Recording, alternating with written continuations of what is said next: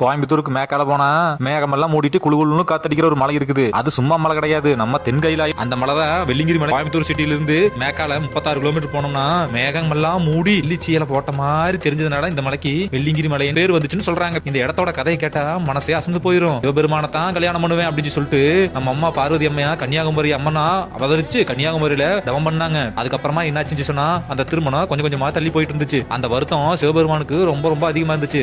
மலை உச்சியில உட்காந்து மூடி தியானம் பண்ணாரு. அவரோட மனசு ரொம்ப ரொம்ப அமைதியாயிடுச்சு. அவர் தியானம் பண்ண இடம் தான் தென்கையில. அந்த இடமே வெள்ளிங்கிரி. இந்த மலைகள் யோகிகள் அப்படின்னு நிறைய பேர் தவம் பண்ணிக்கிறாங்க. அதுக்கப்புறமா இந்த இடத்தோட மரியாதை ரொம்ப அதிகமாயி போச்சு. வெள்ளிங்கிரியில 7 மலை இருக்குது, அதனால 7 மலைன்னு சொல்லுவாங்க. ஆனா சித்தர்கள் சொல்றது வேற. இந்த 7 மலையிலும் நம்ம உடம்புல இருக்கிற 7 சக்கரம் சொல்றாங்க. முதல் மலையில பாத்துட்டீங்கன்னா மரம், மூலிகை மனம், காத்து வேற லெவல்ல இருக்கு. ஓம் நமச்சிவாயம் அப்படின்னு சொல்லிட்டே போனா நமக்கு கால் வலியே தெரியாது. ரெண்டாவது மலை பாத்துட்டீங்கன்னா முழுக்க முழுக்க வழுக்கு பாறை. அதுவும் இல்லாம அங்க பாம்பாட்டி சுனை இருக்குது. மூணாவது மலை பார்த்தா கைதட்டி சுனை, தண்ணி வரும்னு நம்பிக்கை இன்னைக்கு வரைக்கும் நடக்குது. நான்காவது மலை பாத்துட்டீங்கன்னா கொட்டர் சித்தர் அமாதி இருக்குது, அது திருநீர்மலைன்னு பேரு. அஞ்சாவது மலைன்னு பாத்துட்டீங்கன்னா பீமன் கலியுரண்ட அர்ஜுனர் தவம் செஞ்ச பாறை எல்லாமே இங்கதான் இருக்குது. ஆறாவது மலை பார்த்தா ஆண்டி சொன்ன தென்கையிலயத்தோட மானசோபா. ஏழாவது மலை பார்த்தா சுவாமியோட முடிமலைன்னு சொல்றாங்க. 3 பெரிய பாறைகள் இயற்கையா ஒன்னா நின்னு தோரண வாயில் மாதிரி இருக்குது. அதை தாண்டி உள்ள போனா விநாயகர் இருக்கிறாரு, அப்புறம் அம்மன், அதுக்கப்புறம் தான் சிவபெருமான் இருக்கிறாரு. பாறைக்குள்ள சுயம்பு மூர்த்தியா இருக்கிறாரு. அவரை பார்த்தா இந்த ஜென்மம் ஏன் பிறந்தோம் அப்படின்னு சொல்லி காரணமே அப்பதான் தெரியும். 7 மலை ஏறி பார்த்த அந்த நொடியில உடம்புல இருக்கிற கால் வலி, உடம்பு வலி, மனசுல இருக்கிற பாரம் எல்லாமே கரைஞ்சிரும். புராணத்துல சொல்றாங்க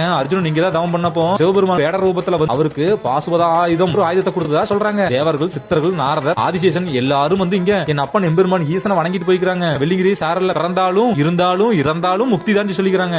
ஒரு மலையே ஒரு லிங்கமா நினைச்சு மனசார கும்பிட்டுக்கிறாங்க. அறம், பொருள், இன்பம், வீடு இப்படின்னு 4மே என் அப்பன் ஈசனை கும்பிட்டா கிடைக்குது. சிவராத்திரியில இருந்து மே மாசம் வரைக்கும் தான் எங்க மலை ஏற முடியும். கோயம்புத்தூர்ல இருந்து சிறுவாணி போற ரூட்ல அந்த தெய்வீகமான ஈசன் இருக்கிறாரு. வெள்ளிங்கிரி ஆண்டவர் உங்க வாழ்க்கை முழுக்க அருளோட இருக்கு. சம்பவமா